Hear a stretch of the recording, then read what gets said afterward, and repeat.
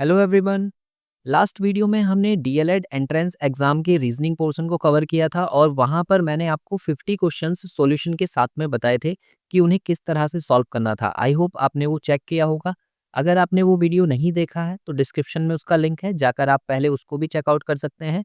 अब हम सॉल्व करने वाले हैं उसी एंट्रेंस एग्जाम के मैथ पोर्शन को जहां पर 50 क्वेश्चंस मैथमेटिक्स से भी पूछे गए थे। आप यहाँ पर चेक करना कि कितने क्वेश्चंस आपके सही रहे। जिसमें देखिए क्वेश्चन नंबर फर्स्ट में आपसे कहा गया है कि ए, बी और सी ने अपनी पूंजी 3, 4 और 6 के अनुपात में निवेश की। हालांकि उनके लाभ का हिस्सा बराबर है। उनके निवेश की अवधि का अनुपात क्या होना चाहिए? देखो, 3 व्यक्ति हैं, एक ए, एक बी और एक सी, और तीनों ने 3, 4 और 6 इतने रुपए अपने लगाए हैं। रेशियो दिया गया है, तो आप क्या काम करो, यहाँ से जो भी अमाउंट इन्होंने इन्वेस्ट किया है उससे मैं इनके टाइम का रेशियो निकाल सकता हूँ सीधे सीधे। अगर मान लो पहले ने T1 समय के लिए लगाया होगा, दूसरे ने T2 समय के लिए और तीसरे ने T3 समय के लिए, तो तीनों का रेशियो निकालने के लिए जो भी इनका अमाउंट दिया है उसको आप 1 के अपॉन में करके लिख लो। 1/3, दूसरे का 1/4 और तीसरे का 1/6। अब इस रेशियो को सही करने के लिए आप क्या काम करो, इन तीनों का एलसीएम ले लो, मतलब 3 का, 4 का और 6 का। इन तीनों का एलसीएम आ जाएगा आपके पास 12, तो इसको भी आप 12 से इंटू कर दो, दूसरे को भी 12 से इंटू कर दो और तीसरे को भी 12 से इंटू कर दो। फिर देखो ये टर्म्स कट जाएंगे, 3 से 12 कट जाएगा 4 बार, तो पहला टर्म 4 आ गया।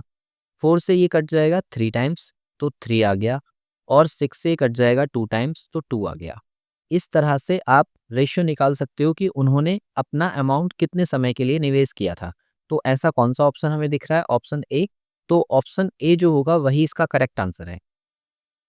इसके बाद देखिए क्वेश्चन नंबर 102। इसमें ये कहा गया है कि नीचे दी गई आकृति में ओ वृत्त का केंद्र है और आपको एक आयत दिया हुआ है। ए के बारे में बोला है, पीओ पर एक बिंदु इस प्रकार है कि एओ की जो लेंथ है वो 1/3 है पीओ की लेंथ के। और आपसे कहा गया है कि बी जो है वो ओ आर का मध्य बिंदु है। छायांकित भाग का क्षेत्रफल ज्ञात करना है। अगर बी आर की वैल्यू आपको कितनी दी है? 4 सेंटीमीटर। और यहाँ पर आपको पाई की वैल्यू भी दी हुई है 3.14। तो देखो यहाँ पर एक सिंपल सी चीज आप ये देखो कि जो बी है ना वो ओ आर का मध्य बिंदु है। तो ओ आर मेरे पास ये वाली लाइन है, इसका मिड पॉइंट अगर ये है तो यहाँ से बी आर की लेंथ दे रखी है 4। अगर ये 4 है तो ये भी 4 होगी। तो यहाँ से आपको सर्कल की रेडियस मिल जाएगी। और रेडियस मिलने के बाद में देखो यहाँ से क्या मैं इसकी साइड निकाल सकता हूँ? देखो, ए ओ की लेंथ दे रखी है मुझे 1/3 ऑफ पी ओ। तो यहाँ से ये बोला जा सकता है कि पी ओ इसके अपॉन में आ जाएगा, मतलब ए ओ अपॉन पी ओ कितना हो जाएगा? 1/3। ठीक है। अब यहाँ से ये देखो कि ओ बी जो है वो किसके बराबर होगा? ओ ए के। तो ये वाली लेंथ रेडियस ही तो है। इसका मतलब एक यूनिट जो है वो 4 के बराबर है। तो 3 यूनिट 4 से इंटू करके 12 के बराबर होगी। इसका मतलब जो हमें रेक्टेंगल यहाँ दिया है उसकी लेंथ कितनी होगी? 12 सेंटीमीटर। और ब्रेड्थ कितनी होगी? 8 सेंटीमीटर। ठीक है, यहाँ से हमने ये निकाल लिया और रेडियस भी हमें पता चल गई, वो कितनी है? 4 सेंटीमीटर। तो देखो यहाँ पर जो है एक तो रेक्टेंगल है हमारे पास, और उस रेक्टेंगल का एरिया हम निकाल सकते हैं किससे? एल इंटू बी से। लेंथ इंटू ब्रेथ होता है। अब देखो इसके बाद में ना यहाँ पर एक चीज और है, यहाँ से लेकर यहाँ तक का इतना पोर्शन। अगर ये इतना पोर्शन है तो आप ये कहो कि ये जो मिलकर बना है ये 3/4 तो है। अगर हम ये कहें कि ये 3/4 है तो 1/4 का क्षेत्रफल क्या होता है? 1/4 पाई आर स्क्वायर। और अगर ये 3 है तो इसको हम 3 से इंटू और कर लें, तो इसमें मुझे ऐड करना पड़ेगा 3/4 पाई आर स्क्वायर। और साथ ही साथ देखो यहाँ से ये वाला जो पोर्शन है ये माइनस किया हुआ है। अगर ये माइनस किया हुआ है तो इसमें से हम माइनस कर देंगे 1/4 पाई आर स्क्वायर। तो इसे जब आप आगे सॉल्व करोगे तो ये वैल्यू एल इंटू बी यानी कि 12 × 8 हो जाएगी, क्योंकि आपके पास यहाँ पर ऑलरेडी दिया हुआ है, लेंथ भी है और ब्रेथ भी है। तो दोनों को हमने यहाँ रख दिया और प्लस। अब यहाँ पर देखो ये जो 3/4 है इसमें से मैंने 1/4 माइनस कर दिया, तो ये 2/4 बच जाएगा। इसका मतलब 1/2। तो यहाँ से 1/2 और लिख लो, 1/2 इंटू पाई की वैल्यू दी हुई है 3.14 और फिर इंटू आर स्क्वायर, यानी कि आर कितना है हमारे पास? 4। तो 4 × 4। जब आप यहाँ तक पहुँच जाओगे तो इसके बाद में इसको हमें सॉल्व करना है। सिर्फ इस वाले 2 से इसको कट कर लो तो ये 2 टाइम्स कट हो जाएगा। तो फाइनली क्या मिलेगा? ये 12 8 जा 96 हो जाएगा और प्लस यहाँ पर जो 3.14 है उसकी इंटू मुझे किससे करनी है? 4 2 जा 8 से। तो आप इसको मल्टीप्लाई करो, 8 चौक 32, 3 8 ही कम 8 और 3 11 और 1 8 या 24 और 1 25, 2 के बाद पॉइंट लगाएंगे तो ये हो जाएगा 25.12। अब देखो इन दोनों को हमें करना है प्लस। जब हम इन दोनों को प्लस करेंगे तो ये 12 तो आएगा ही आएगा, पॉइंट 6 और 5 11 का 1 हो गया और कैरी 1 9 2 11 और 1 12। तो यहाँ से जो आंसर बनकर आएगा वो आएगा आपका 121.12। और ऐसा कौन सा ऑप्शन है? B option. तो बी ही इसका करेक्ट आंसर होगा। एक बार फिर से इसको देख लो, यहाँ पर देखो एक हमारे पास क्या था, रेक्टेंगल। तो रेक्टेंगल का एरिया हमने निकाला, वो कितना था, L इंटू बी। और उसमें से एक कॉर्नर पर क्वाड्रेंट बना हुआ है यानी कि चतुर्थांश, तो उसका एरिया हमें माइनस करना है। तो माइनस कर दिया 1/4 पाई आर स्क्वायर। और ऊपर की साइड में यहाँ पर 3 मुझे और क्वाड्रेंट दिख रहे हैं यानी कि चतुर्थांश दिख रहे हैं, तो उनका एरिया और ऐड करना है। तो इसमें हम प्लस कर देंगे 3/4 पाई आर स्क्वायर और ये जो एरिया निकल कर आएगा वो हमारा फाइनल आंसर होगा।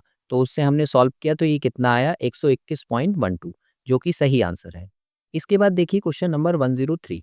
तो 103 में आपसे कहा गया है कि अगर ये वाली वैल्यू 9 के बराबर है और a प्लस बी जो है वो 3 के बराबर है, तो इसकी वैल्यू आपको फाइंड करनी है। तो देखो ये आसान सा क्वेश्चन है कि अगर a क्यूब और प्लस बी क्यूब की वैल्यू आपको 9 दी है, तो इसमें मैं डायरेक्ट वैल्यू सेटिस्फाई करा सकता हूँ। 1 का क्यूब और 2 का क्यूब जो है वो 9 के बराबर आ जाएगा, 1 + 8 9 ही तो होता है ना? तो यहाँ से और ये इसे भी सेटिस्फाई करेगा कि 1 + 2 कितना होता है, 3 होता है। अगर ये दोनों इक्वेशन को सेटिस्फाई कर रहा है तो मुझे पता चल गया कि a की वैल्यू मुझे 1 लेनी है और b की वैल्यू मुझे 2 लेनी है। तो इन दोनों वैल्यूज़ को इसमें भर दो।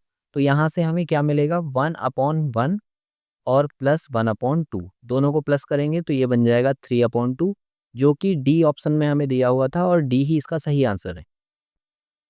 इसके बाद देखिए क्वेश्चन नंबर 104 को। तो 104 में ये वाला टर्म जो आपको दिया है ना, इसे अगर आप सॉल्व करोगे तो देखो ये कुछ ऐसा दिखेगा। 2 1 ज़ा 2 और -1 तो 1/2 आएगा, इंटू अगले टर्म को सॉल्व करेंगे तो ये 2/3 आएगा, इंटू इससे अगले टर्म को सॉल्व करेंगे तो ये 3/4 आएगा, इंटू इसी तरीके से ये आगे चलता जाएगा और लास्ट वाले को जब आप सॉल्व करेंगे तो ये आएगा 69/70 और इक्वल्स टू में दिया है x/70। आप ये देखो कि ये वाले टर्म्स ना सारे कट जाएंगे और ये 69 भी लास्ट वाले से कटेगा, तो इधर से मुझे सिर्फ क्या मिलने वाला है, 1/70 और इक्वल्स टू में क्या मिलेगा, x/70। तो यहाँ से आप 70 से 70 को कट कर दोगे तो x की वैल्यू कितनी आ जाएगी, 1, जो कि ऑप्शन ए में दी है और ए ही इसका करेक्ट आंसर है। यहाँ पर कुछ ऑप्शंस जो है ना पहले से मार्क किए हुए हैं। जिस बच्चे से ये कॉपी ली गई है, जो टेस्ट पेपर लिया है, उसने इसमें कुछ क्वेश्चंस मार्क किए हुए हैं। तो आप ये ध्यान रखना, आप वो वाला आंसर मानकर चलें जो मैं आपको बता रहा हूँ, क्योंकि उसके सॉल्यूशन के साथ में मैंने यहाँ पर आपको एक्सप्लेन भी किया है। इसके बाद देखिए क्वेश्चन नंबर 105 को। तो 105 में आपसे कहा गया है कि यदि एक व्यक्ति अपनी आय का 75% खर्च करता है, तो आप ऐसे सोचकर चलो कि कोई व्यक्ति 100 रुपये कमाता है और 100 रुपये में से वो कितना खर्च कर देता है, 75 वो खर्च कर देता है, तो जाहिर सी बात है 25 रुपीज़ बचाता होगा। फिर कह रहे हैं कि यदि उसकी आय में 20% की वृद्धि होती है, मतलब अब वो इनकम कितनी, 20%, अगर 100 रुपये को हमने बढ़ा दिया तो अब वो 120 कमा रहा होगा, 20% इंक्रीज हो गया। तो कह रहे हैं तो उसके व्यय में भी 10% की वृद्धि हो जाती है। अब देखो ये जो 75 वो खर्च कर रहा था, इसमें वो अब 10% और एक्स्ट्रा खर्च कर रहा है। तो आप ये कहो कि 75 का 10% कितना होगा? तो आप कहेंगे ₹7.5 और ₹7.5 मैंने 75 में ही प्लस कर दिए। तो यहाँ से कितने आ गए, 82.5 रुपीज़। यानी कि अब वो खर्च कर रहा होगा 82.5 रुपीज़। ठीक है, किस में से, 120 में से। तो बचा कितने रहा होगा, तो 120 में से मैंने 82.5 को माइनस कर दिया। तो इसको जब आप माइनस करेंगे तो ये बचेगा 37.5 रुपीज़। मतलब कहने का ये है कि पहले तो वो बचा रहा था 25 रुपए, लेकिन अब कितने बचा रहा है, 37 रुपए 50 पैसे। तो यहाँ से यहाँ तक उसने कितनी सेविंग अपनी ज़्यादा कर ली, तो आप कहोगे 12.5 रुपीज़ की सेविंग ज़्यादा कर ली। और किस पर की है, 25 रुपीज़ पर। तो 25 और इंटू 100, तो 25 से ये कट जाएगा 4 बार। तो आपको क्या करना होगा, 12.5 की 4 से इंटू करनी होगी और ये आ जाएगा आपका 50%, जो कि उसकी सेविंग में इंक्रीज हुआ है। तो बी ऑप्शन जो होगा ना वो इसका करेक्ट आंसर है। इसके बाद देखिए क्वेश्चन नंबर 106 को। तो उसमें ये कहा गया है कि 8 कुर्सी और 14 मेज़ की कीमत इतने रुपए है, तो आपको 12 कुर्सी और 21 मेज़ों की कीमत बतानी है कि क्या होगी। तो आप ये देखो कि अगर मैं पहली वाली वैल्यू को 2 से डिवाइड कर लूँ, तो मुझे 4 कुर्सी और 7 टेबल का चार्ज पता चल जाएगा। इसको मैंने 2 से डिवाइड कर लिया, तो कितना हो जाएगा ये 18,260 रुपए। अब यहाँ से आप ये देखो कि अगर मुझे 12 करना है, तो इसमें इंटू 3 से ही तो करना पड़ेगा, तो अमाउंट में भी इंटू 3 से कर दो। तो इसको आप जब 3 से इंटू करोगे तो 18 तिया 54 और 260 की गुणा 3 से होगी तो 780, यानी कि बी ऑप्शन जो होगा ना वो इसका करेक्ट आंसर होगा। इसके बाद देखिए क्वेश्चन नंबर 107 को, तो इसमें ये कहा गया है कि 3 संख्याओं का योग इतना है। मानो एक संख्या x है, दूसरी y है और तीसरी z है, तो तीनों को अगर मैं प्लस करता हूँ तो मुझे 116 मिल रहा है, ठीक है। इसमें कहा गया है कि दूसरी संख्या और तीसरी संख्या 9:16 के अनुपात में है। इसका मतलब y का रेशियो z से जो दिया हुआ है वो कितना है, 9:16। आगे कहा गया है जबकि पहली संख्या और तीसरी संख्या यानी कि x का जो रेशियो है वो z से कितना दिया गया है, 1:4 दिया गया है। अब आप ये देखो कि एक सवाल में रेशियो सेम ही तो रहेगा, इधर भी z लिखा है और यहाँ भी z लिखा है, लेकिन z ऊपर 16 है और नीचे 4 है, तो नीचे वाले को भी आप 4 से इंटू करके क्या बना लो, 16 बना लो। तो यहाँ से x रेशियो z कितना मिल जाएगा, 4:16। अब देखो z सेम हो गया, तो यहाँ से आप x ratio y ratio z आसानी से निकाल सकते हो। और वो कितना हो जाएगा, देखो x की जो वैल्यू है वो 4 आ गई और y की जो वैल्यू है वो हमारे पास कितनी है, 9, और z की जो वैल्यू आ गई वो कितनी हो गई, 16। मतलब इस रेशियो में होगा। अगर इन तीनों को मैं ऐड करता हूँ तो 16 और 9 25, 25 और 4 29। तो ये जो 29 यूनिट है, ये 29 यूनिट किसके बराबर दी हुई है हमें, 116 के, तो 116 के बराबर। और पूछा क्या है, तो आपको बताना है कि दूसरी संख्या क्या होगी, और दूसरी संख्या कितनी है, 9, तो 9 यूनिट की वैल्यू आपसे पूछी गई है। तो आप क्या काम करो, 116 को डिवाइड कर दो 29 से और मल्टीप्लाई कर दो 9 से। तो ये कितनी बार, 4 बार कट जाएगा और 4 से इसकी इंटू करेंगे तो 9 4 जा 36, यानी कि सी ऑप्शन जो होगा वो इसका करेक्ट आंसर था। इसके बाद देखिए क्वेश्चन नंबर 108 को। 108 में इस वाले टर्म को आपको सॉल्व करना है और x की वैल्यू वापस इसमें पुट करनी है और पुट करने के बाद में सॉल्व करके बताना है कि वैल्यू क्या आएगी। तो देखो इसको ना हम रिवर्स में सॉल्व करते हैं। कैसे? यहाँ पर 225 दिया है, तो 225 किसका स्क्वायर होता है, तो आप कहेंगे 15 का, और ये 15 इस 154 में ऐड हो जाएगा। तो 154 में जब इसको ऐड करेंगे तो ये 169 आएगा। फिर से इसका रूट ले लिया तो ये कितना मिला, 13।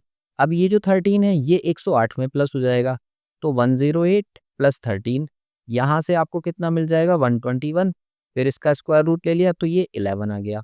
अब ये जो 11 है ये इस 25 में ऐड हो जाएगा, तो 25 प्लस 11 यानी कि 36। इसका स्क्वायर रूट लिया तो 6 आ गया। ये जो 6 है इस 10 में ऐड हो जाएगा, तो यहाँ से आएगा आपका 10 प्लस 6 यानी कि 16। तो 16 का कितना होगा, 4। इसका मतलब इस पूरे टर्म को सॉल्व करने के बाद x की जो वैल्यू आएगी वो 4 आएगी।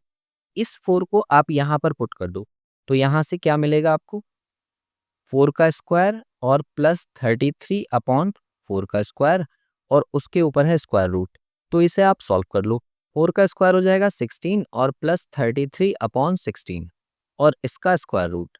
16 की 16 से इंटू करोगे तो ये बन जाएगा 256 और उसमें 33 प्लस कर दोगे तो ये बन जाएगा 289 अपॉन 16 और इसका स्क्वायर रूट। जब इसका स्क्वायर रूट लोगे तो 289 जो होता है वो 17 का स्क्वायर होता है, यानी कि ये 17 अपॉन 4 आ जाएगा, जो कि आपको ऑप्शन सी में दिया है और सी ही इसका करेक्ट आंसर है।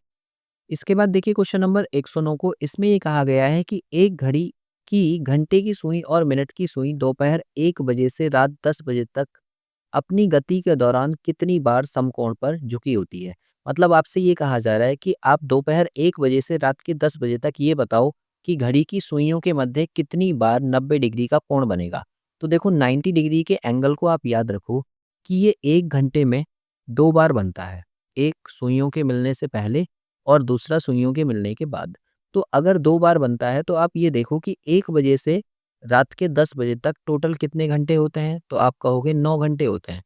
उन 9 घंटे की आप 2 से इंटू कर लो तो कितना आएगा, 18।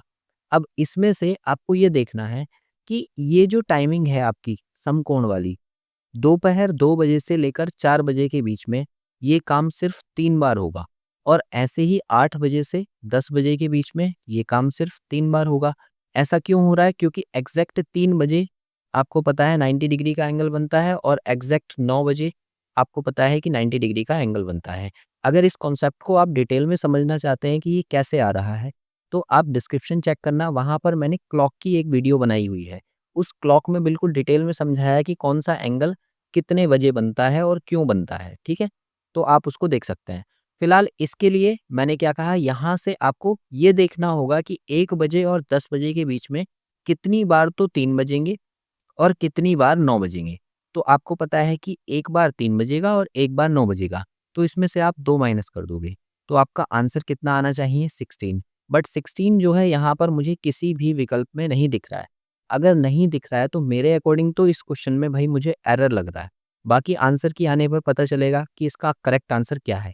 बट अगर इसको हम आंसर मार्क करते हैं, इन्होंने कहा ना कि गति के दौरान कितनी बार, तो हो सकता है एग्जामिनर ये सोच रहा है कि सिर्फ फॉरवर्ड डायरेक्शन में, मतलब जैसे मान लो एंगल हमने बनाया 3 बजे, तो ये सुइयों के मिलने से पहले वाला है और एक बनेगा 3 बजकर ऐसे जब सुई होगी इस तरह से, तब एक एंगल बनेगा। तो हो सकता है ये सिर्फ फॉरवर्ड वाले को मान रहा हो। तो अगर ये सिर्फ फॉरवर्ड वाले को मान रहा है, तो इसका आंसर 9 हम मार्क कर सकते हैं। बट 9 जो आंसर है ना, हम मार्क ही कर रहे हैं, मेरे अकॉर्डिंग तो ये आंसर गलत होगा। बाकी आप कमेंट करके बताओ कि इसका आंसर 9 सही होगा या नहीं होगा। इसके बाद देखिए क्वेश्चन नंबर 110 को। तो 110 में आप कुछ नहीं करो, यहाँ से डायरेक्ट कॉमन ले लो जितनी वैल्यू हमारी कॉमन आ रही है। तो आप ये कहोगे कि यहाँ पर मैं इसको ऐसे लिख सकता हूँ कि 4 की पावर x प्लस 1 और प्लस 3 और माइनस दूसरी जो वैल्यू है वो 4, क्योंकि आपको पता है मल्टीप्लाई में पावर्स ऐड हो जाती हैं। तो इसको मैं लिख दूंगा x प्लस 1 अपॉन, ऐसे ही नीचे वाले टर्म को देखो 4 है, तो यहाँ से मैं इसको लिख सकता हूँ 4 की पावर x प्लस 1, क्योंकि ये दोनों ऐड होने के बाद में पावर 4 देंगे, तो प्लस 3। ऐसे मैंने इसको अलग कर लिया और प्लस ये वाला जो टर्म है इसको लिख लिया 1 अपॉन 4 की पावर 3, क्योंकि पावर नेगेटिव है ना, तो नीचे जाकर पॉजिटिव हो जाएगी। अब ऊपर से और नीचे से दोनों साइड से 4 की पावर x प्लस 1 कॉमन ले लो। तो जब आप कॉमन लोगे तो देखो ऊपर से 4 की पावर x प्लस 1 कॉमन आ जाएगा। तो यहाँ से क्या बचेगा? 4 की पावर 3 और माइनस 1 अपॉन, नीचे से भी हमने क्या किया, 4 की पावर x प्लस 1 को अलग कर दिया और 4 की पावर 3 को अलग रहने दिया और प्लस 1 अपॉन 4 की पावर 3 ऐसे ही।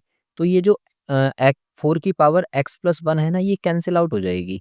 तो फाइनली आपको ये कुछ इस तरह से दिखेगा कि 4 की पावर माइनस 1, 4 की पावर 3 माइनस 1 अपॉन 4 की पावर 3 और प्लस 1 अपॉन 4 की पावर 3। अब आपको पता है इसका एलसीएम लिया जा सकता है, तो जैसे ही हम इसका एलसीएम लेंगे तो ये हमें ऐसे दिखेगा कि 4 की पावर 3 माइनस 1 प्लस 1 अपॉन 4 की पावर 3, माइनस 1 से प्लस 1 कैंसिल आउट, यानी कि 4 की पावर 3 अपॉन 4 की पावर 3 और ये दोनों टर्म्स कटने के बाद में आ जाएगा 1, यानी कि इसका जो आंसर होगा वो बी विकल्प सही होगा।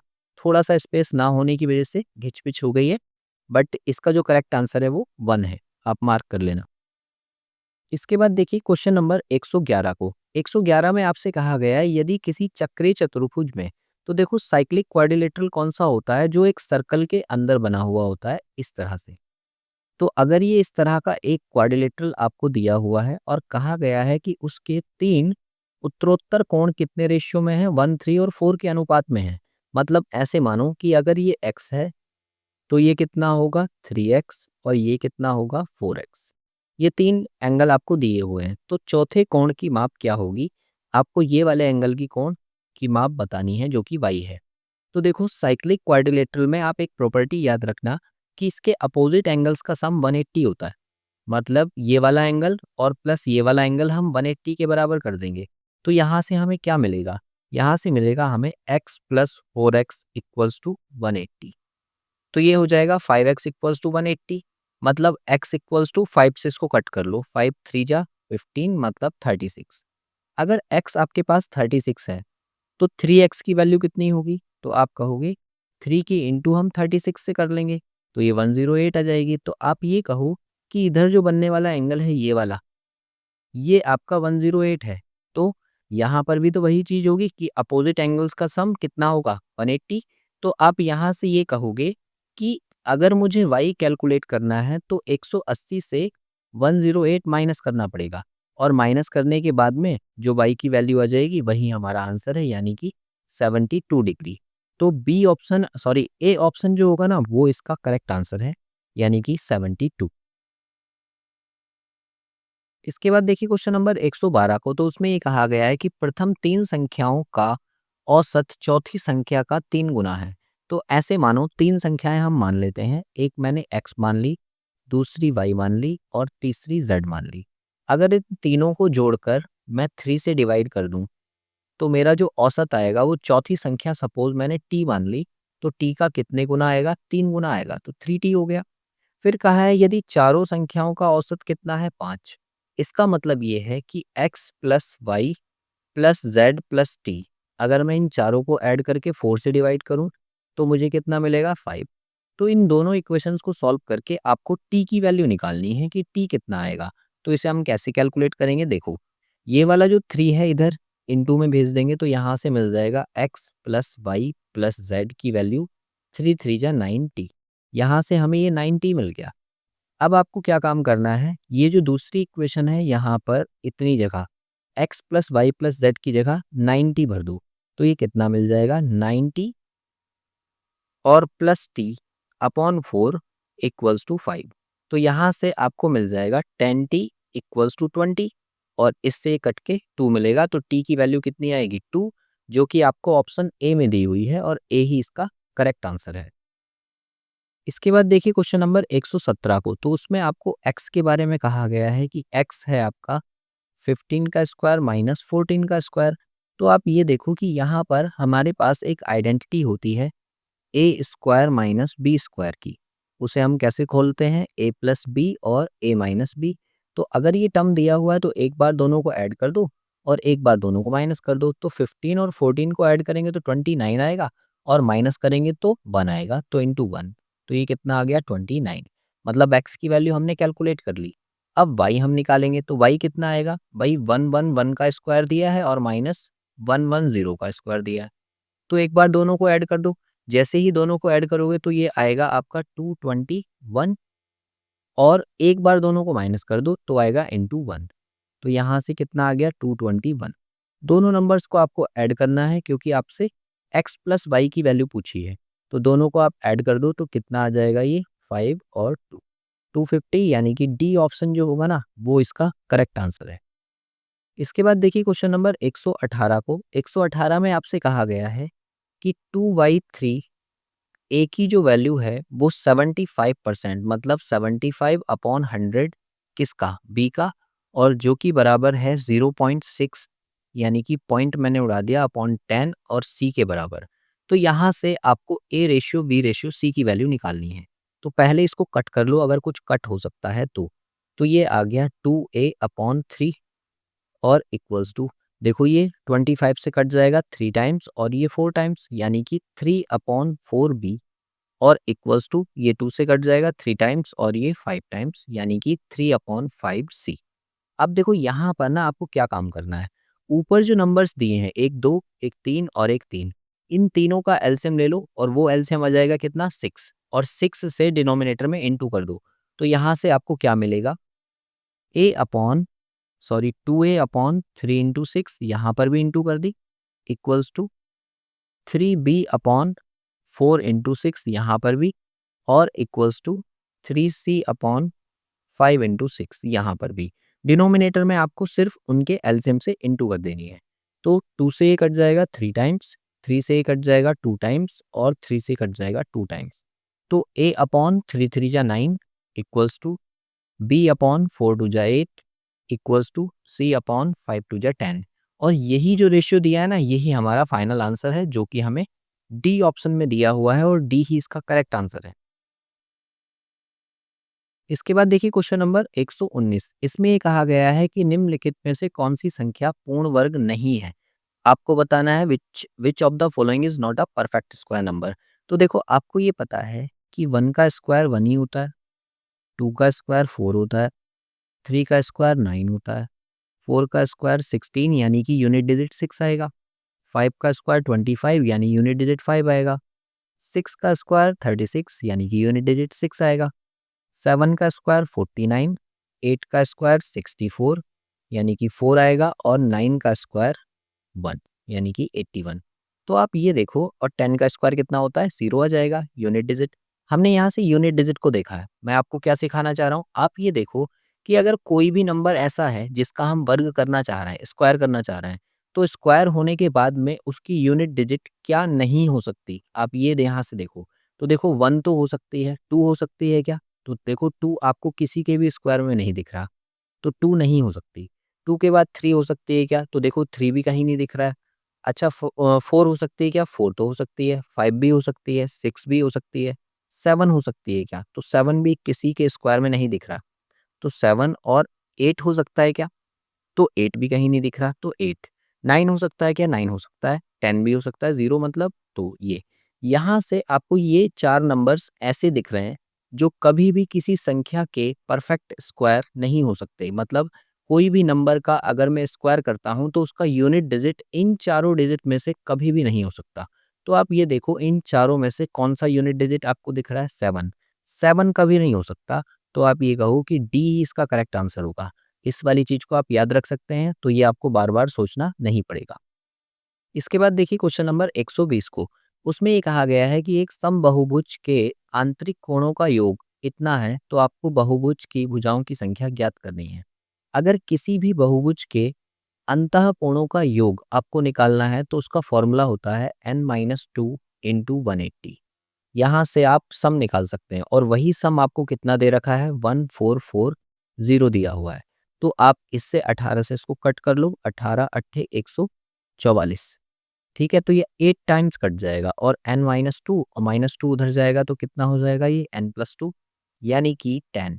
मतलब n जो है वो नंबर ऑफ साइड्स है। तो आपको पता है कि 10 ऑप्शन सी में दिख रहा है, तो सी ही इसका करेक्ट आंसर होगा। आपको सी मार्क करना चाहिए।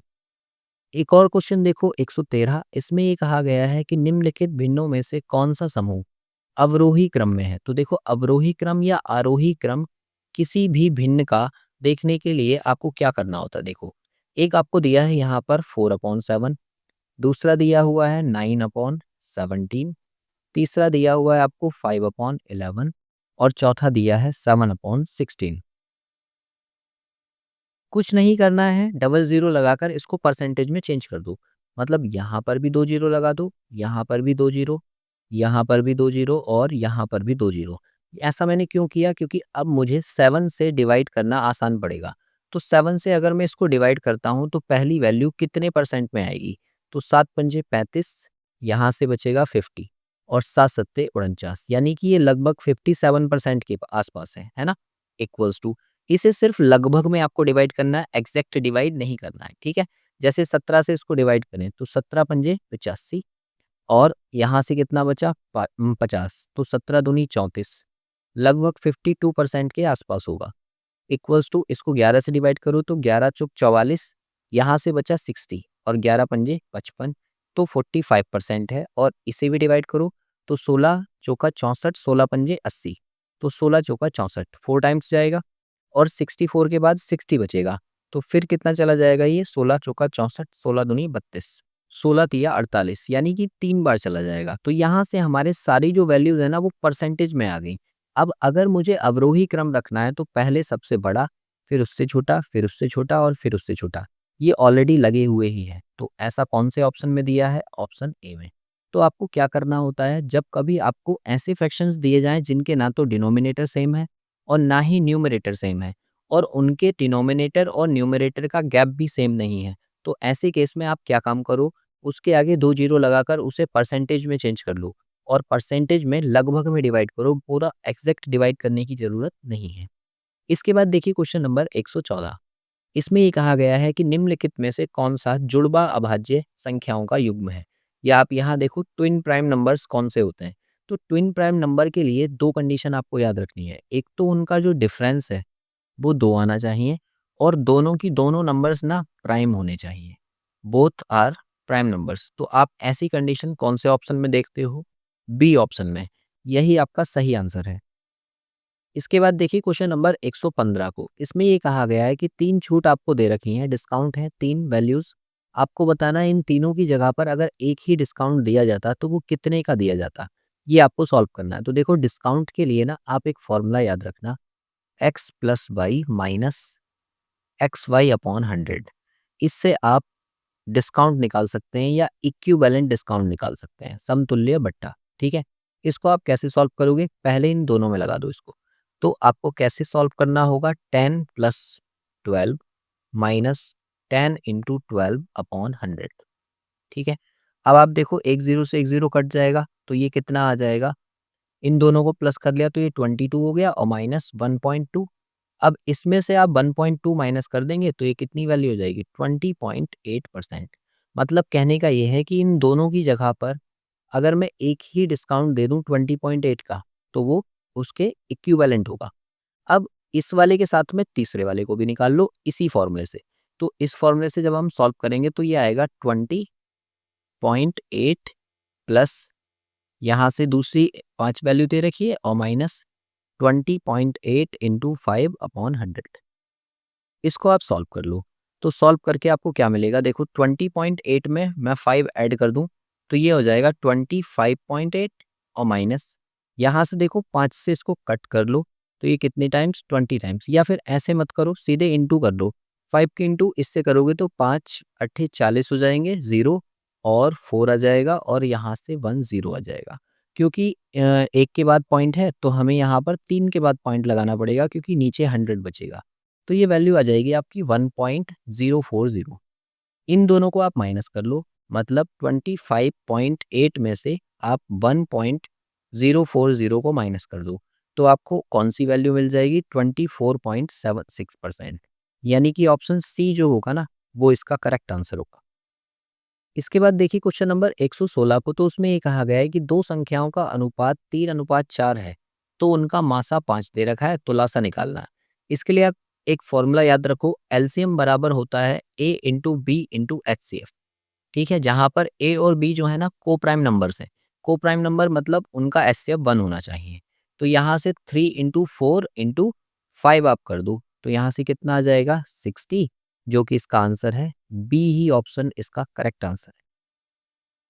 इसके बाद देखिए क्वेश्चन नंबर 121 को। इसमें ये कहा गया है कि ए, बी और सी किसी काम को 20, 30 और 60 दिनों में पूरा कर सकते हैं, ठीक है? इसका मतलब क्या है कि ए किसी काम को अगर करेगा तो वो 20 दिन में करेगा और बी अगर अकेला लगाया जाए तो वो उसी काम को 30 दिन में करेगा और सी उसी काम को 60 दिन में करेगा। तो अगर मैं इन तीनों का एलसीएम ले लूँ तो एलसीएम यहाँ पर कितना आ जाएगा? 60। 20 से इसको डिवाइड किया 3 बार, 30 से इसको डिवाइड किया 2 बार और 60 से इसको डिवाइड किया 1 बार। ये हो गई इनकी एफिशिएंसी। अब आगे कहा गया है यदि बी और सी हर तीसरे दिन ए की सहायता करते हैं। मतलब कहने का ये है कि पहले दिन ए ने काम किया, दूसरे दिन भी ए ने काम किया, लेकिन जब तीसरा दिन होगा तो ए के साथ में बी और सी ये दोनों भी काम करेंगे। तो आप ये देखो कि 3 दिन में कितना काम फिनिश हो गया। तो यहाँ से मैं ये बोलूँ कि 3 डेज़ का वर्क आ गया।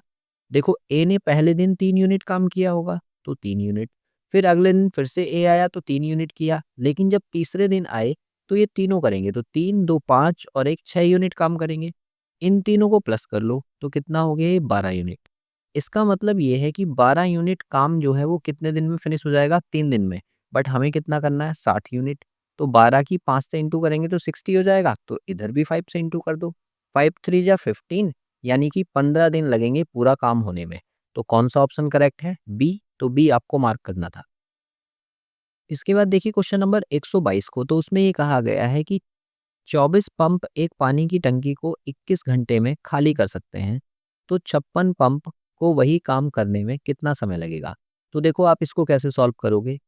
24 पंप किसी काम को 21 दिन में कर सकते हैं, तो आप बताओ कि 56 पंप उस काम को कितने दिन में करेंगे? बस इसको कट कर लो, तो 7 3 जा 21 और 7 अट्ठे 56 और फिर 8 से ही कट जाएगा, 8 तिया 24, यानी कि x की वैल्यू कितनी आ जाएगी? 3 3 जा 9, मतलब 9 दिन लगेंगे। तो आपका ए ऑप्शन जो होगा ना वो इसका सही आंसर है। इसके बाद देखिए क्वेश्चन नंबर 123। आपको पता है कि ये 343 लिखा है, तो ये तो 7 का क्यूब होता है। अगर ये 7 का क्यूब है तो 1/7 का क्यूब ये वाली जो वैल्यू है किसके बराबर है 2/3 के। तो इस वाले 3 से ये 3 कैंसिल आउट हो जाएगा। और अगर इसकी वैल्यू को मुझे पॉजिटिव करना है तो इसे उल्टा कर लें, मतलब -7 का स्क्वायर और वो कितना होगा 49, यानी कि बी ऑप्शन जो होगा ना वो इसका करेक्ट आंसर है। इसके बाद देखिए क्वेश्चन नंबर 124। इसमें ये कहा गया है कि ये 3 नंबर्स हैं, फ्रैक्शन है और इनका आपको क्या निकालना है एलसीएम। तो जब कभी हमें फ्रैक्शंस का एलसीएम निकालना होता है, ठीक है? यहाँ पर ये दिया है और तीसरा दिया है ये। जब कभी हमें इनका एलसीएम निकालना हो तो ऊपर वाले नंबर्स का तो निकालो आप एलसीएम 2, 8 और 10 का, और नीचे वाले नंबर्स का निकालो एचसीएफ 3, 15 और 21 का। जब कभी हमें एचसीएफ निकालना होता है तो ऊपर वालों का एचसीएफ निकाल दो और नीचे वालों का एलसीएम निकाल दो।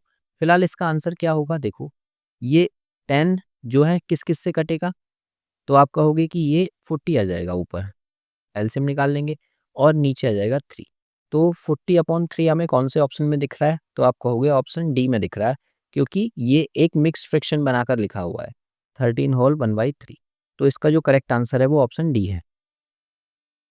इसके बाद देखिए क्वेश्चन नंबर 125 को। तो 125 में कहा गया है कि एक स्कूल में लड़के और लड़कियों का अनुपात 3:2 है। तो आपसे कहा गया है यदि 20% लड़के और 25% लड़कियां व्यस्क हैं तो व्यस्क नहीं होने वाले छात्रों की प्रतिशत संख्या क्या होगी।